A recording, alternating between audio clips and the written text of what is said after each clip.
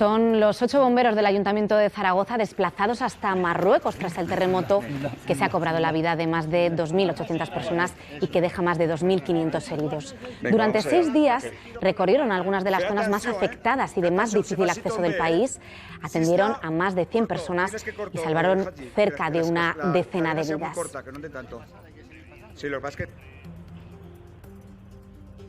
De vuelta a Zaragoza, hoy recibimos en plató a 2 representantes de ese contingente para conocer más de cerca la labor que realizaron. Son Quique Mur, jefe del mando de bomberos del Ayuntamiento de Zaragoza y jefe de ese contingente destacado en Marruecos. Muy buenos días. ¿Qué tal? Buenos días, ¿cómo estáis? Y también está con nosotros Lázaro Jiménez, médico de asistencia médica de bomberos de Zaragoza. Buenos días también. Buenos días, buenos días. Bueno, el terremoto sucedió el viernes 8 de septiembre, tan solo 2 días después, ese mismo domingo. Vosotros ya os ponéis en marcha después de un viaje de 25 horas.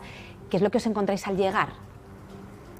Los escenarios de los que se encuentran las catástrofes internacionales de terremotos son muy variables y depende siempre del país, ¿no? Yo creo que vuestros espectadores entenderán fácilmente la diferencia que hay entre un terremoto como el de Turquía, en el que fuimos a una ciudad, ¿no? Una ciudad de 400.000 habitantes en la que la intervención está localizada en un punto concreto, con un terremoto como este en el que las intervenciones están dispersas en aldeas lejanas, en valles de montaña, con una accesibilidad casi imposible y con una información muy dispersa, ¿no? Ese es el principal problema que encontramos al llegar, que no había facilidad para localizar dónde trabajar y dónde intervenir.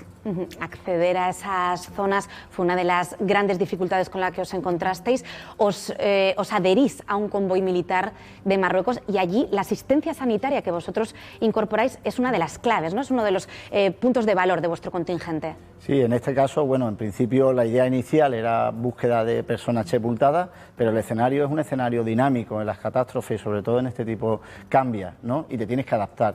Entonces lo que hicimos fue adaptarnos y aportar nuestra capacidad asistencial, porque éramos 2 médicos en el contingente, más muchos aparatos de electromedicina y de diagnóstico, aportarlo a aquellas zonas donde el ejército no había podido mandar asistencia sanitaria. Y gracias a en un equipo cohesionado de bomberos que rescatan, pues pudimos aportar pues toda nuestra ayuda, toda nuestra capacidad asistencial en zonas donde no llegaba la asistencia sanitaria. No llegaba en parte porque la orografía del terreno y la devastación había dejado los caminos inaccesibles. Llegar hasta allí, llegar con todo ese material y llegar para poder asistir a quienes no habían recibido esa ayuda todavía, concentraba gran parte de vuestros esfuerzos. Efectivamente, es una de las premisas con las cuales diseñamos el contingente, que es la autonomía tanto para el día a día, para comer, para beber, como la autonomía de movimiento, que es muy importante. Entonces, los vehículos que desplazamos eran 4x4, lo cual nos permitió forzar, digamos, la circulación en carretera o por caminos hasta el último momento. Y a partir de ahí, que generalmente es lo que ocurría, cuando grandes piedras habían cortado los caminos y se podía acceder, a partir de ahí ya es pasar a modo a pie o apoyándonos en burros para llevar el material o un trekking de montaña, lo que supone que los espectadores lo comprendan también, un trekking, pero buscando salvamentos. Imágenes que vosotros mismos enviabais desde la zona y de cómo también esa situación de los caminos, ahí te estamos viendo, Lázaro, a ti, sí, porteando esa camilla, dificultaba también la evacuación de los heridos, que era uno de vuestros objetivos. Muchísimo. Mira, en primer lugar por la orografía, que era irregular. Después de terreno inestable, porque eran derrumbes de piedra y teníamos que trasladar a pacientes, ¿no? Este paciente en cuestión pesaba unos 110 kilos, claro, había que transportarlo, llevarlo hasta el hospital, había que estar en buena forma física, había que seguir prestando asistencia sanitaria y sobre todo que en esto no hay ningún manual. Yo llevo muchos años en la emergencia, no hay ningún manual, ningún libro que te diga cómo trabajar en este aspecto. Otra particularidad, éramos personas de diferentes idiomas, es decir, nosotros españoles hablamos inglés, francés, pero llevamos tropas que no solo hablaba árabe, pues nos llegamos a entender, llevamos un intérprete, un guardia civil que vino voluntariamente, Rachid, muchas gracias por todo lo que nos ayudó y lo que nos aportó, pero llegaban momentos que nos quedamos sin él. Y nosotros nos entendíamos, todos entendieron cuando teníamos que decir una cadena, tenemos que hacer una cadena de evacuación por esa zona. Estamos viendo precisamente una de esas cadenas de evacuación. Uno de los casos que más nos ha conmovido, que más nos ha llegado, era una niña, niña de 2 años, Karima, a la que tuvisteis que trasladar haciendo esa cadena humana para también protegerla, ¿no? Proteger su estado hasta llegar a una ambulancia. Yo creo que solo he aprendido una palabra en árabe, que es shishla, que es eso exactamente, que es cadena. Porque los caminos, aparte de tener dificultad de tránsito, había momentos en los que eran literalmente trepar, ¿no? Trepar por zonas de rocas. Si hubiéramos caminado por ellos con la niña habría habido problemas. La cuestión era una cadena literalmente de codo con codo, pasándonosla de unos a otros. Y yo querría destacar el entendimiento que hemos tenido, ¿verdad?, con las tropas locales, con los voluntarios de Protección Civil de allí de Marruecos también, en el que durante horas son desplazamientos que nos costaron 4 o 5 horas de trabajo, todo el mundo entregando su esfuerzo, su voluntad. Es una experiencia que tenemos en catástrofes, que cuando llega el momento de la verdad, pues esa bondad que tiene el ser humano sale a flote y todo el mundo pone lo que tiene para que estas cuestiones acaben, no solamente las cuestiones técnicas, sino las cuestiones ya meramente humanas, ¿no? de esfuerzo y de sacrificio.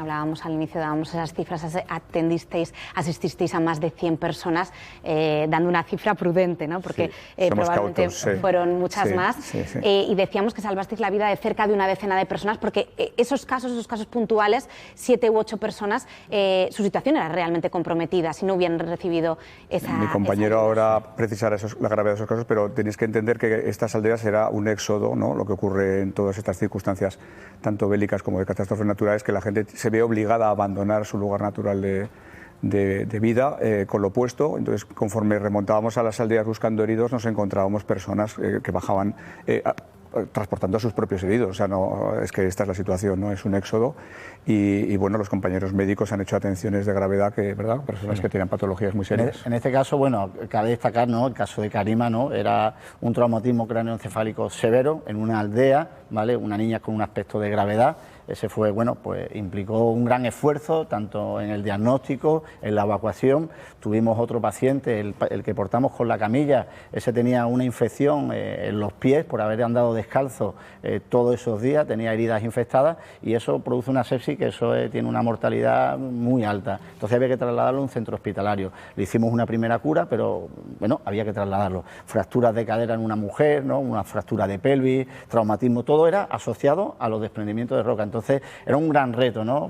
Para mí profesionalmente ha sido un gran reto asistencial, un gran reto diagnóstico y sobre todo un reto de evacuación, que si yo no lo hubiese, yo lo decía, ¿no?, cuando veníamos, digo, si yo voy con mi compañero Álvaro Lafuente, que es el otro médico, vamos tú y yo solos, no tenemos el resultado tan satisfactorio desde el punto de vista sanitario, porque nos faltaban sus manos, nos faltaban su formación, ¿no? Yo creo que ha sido una cohesión. Para mí, yo creo que es el equipo. He estado en otros escenarios y yo creo que el ejemplo que hemos tenido aquí en Zaragoza de la forma de trabajar es un ejemplo a seguir y a seguir poniéndolo en práctica. ¿Qué seguimiento hacéis después de esos heridos a los que habéis salvado? Permitidme que os pregunte también por esa implicación emocional, porque cuando hablamos de una niña de 2 años a la que habéis salvado la vida, entiendo que por un lado a uno le pide el cuerpo estar en contacto, saber cómo ha evolucionado, pero también tiene que haber cierta distancia, ¿no?, para protegeros a vosotros como profesionales. ¿Cómo se conjuga esto y qué sabéis de esas personas a las que salvasteis? A ver, el patrón de trabajo en una emergencia es el mismo que el que hacemos en el día a día. De hecho, la configuración de los equipos es muy similar, porque cuando el Servicio de Bomberos de Zaragoza atiende un incendio de piso, siempre va con la UBI móvil con los compañeros. O sea, estamos trabajando en nuestro hábitat natural, ¿no? Y nosotros aprendemos desde el primer momento que una vez que termina nuestro trabajo debemos desvincularlos emocionalmente de las víctimas, porque eso puede tener repercusiones postraumáticas también para el profesional.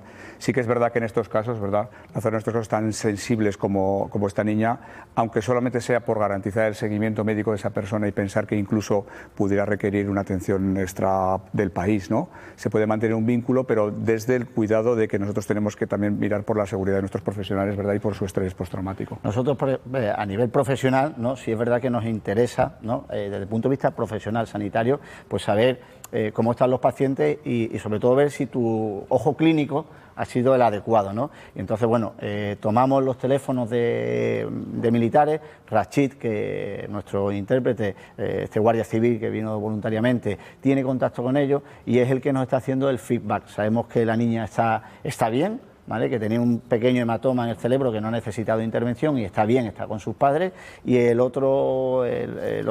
paciente que porteamos en la camilla está en el hospital, sigue con las curas, pero sigue estable. Así que bueno, ese es digamos, es la gota de energía, ¿no?, que nos hace falta para saber que hemos hecho un buen trabajo. Un retorno a través de intermediarios para proteger también la psicología de las personas, ¿no? Porque, en fin, vincularse emocionalmente a un niño que ha sufrido este problema, digamos que no es difícil.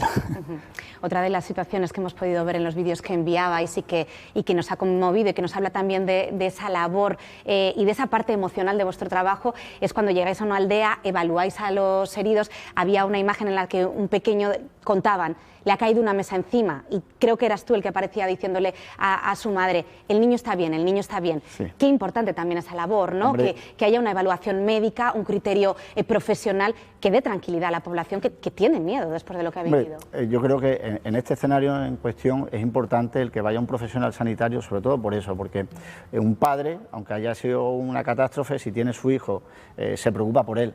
Entonces darle esa tranquilidad, por ejemplo, Karima pasó lo mismo, ¿no? Pues nosotros, entre todo el equipo, es una situación grave, pero a los padres hay que transmitirle tranquilidad y seguridad, que va a ir al sitio adecuado y con las personas adecuadas.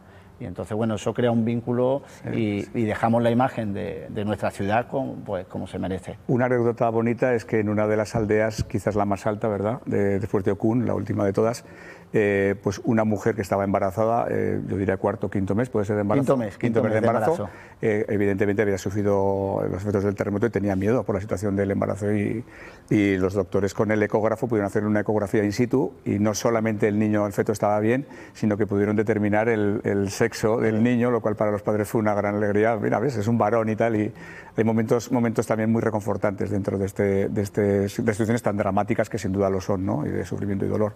La persona que trasladamos, que ha comentado con la patología en los pies y tal, esa persona había perdido gran parte de su familia directa, ¿no? Y hablo de padres, hablo de hermanos, hablo de hijos, estamos hablando de situaciones realmente terribles, ¿no? Dábamos la información al inicio, estuviste 6 días sobre el terreno, erais un contingente de primera actuación, creo que el término... Primera intervención, sí. De primera intervención, el término es algo similar. Ahora estamos en otra fase. ¿Qué escenario se abre ahora? ¿Qué es lo que toca allí? Ahora es la emergencia civil, que una vez que se ha descartado, por supuesto, el rescate y salvamento y se considera que todas las víctimas de mayor gravedad, aunque seguirán quedando patologías por atender, están asistidas, conviene estabilizar la situación con respecto a los cadáveres, por ejemplo, porque puede haber epidemias y bueno, el día a día. Hay que pensar que en estas zonas del Atlas en mes y medio va a empezar a llover y en 2 meses a nevar. Entonces, todas estas personas que no van a poder volver de ninguna manera a sus aldeas van a tener que, por lo que hablamos, es un éxodo de refugiados, literalmente de refugiados de la emergencia, que habrá que resituar y replantear por completo toda esa gran área del país que se ha visto afectada. Es un reto logístico muy importante para el gobierno de Marruecos y va a necesitar ayuda internacional, ¿no? Desde aquí pues no podemos sino pedir que se colabore, ¿verdad?, y que se ayude en la medida que se pueda, porque va a haber muchas necesidades. Pues Quique Mur y Lázaro Jiménez, 2 de esos bomberos destacados en Marruecos en los momentos inmediatamente después del terremoto. Muchísimas gracias a los 2 por haber estado con nosotros y enhorabuena por la labor que allí realizasteis. Gracias a vosotros y nosotros siempre trabajamos en nombre de la ciudad. Gracias. Muchas gracias.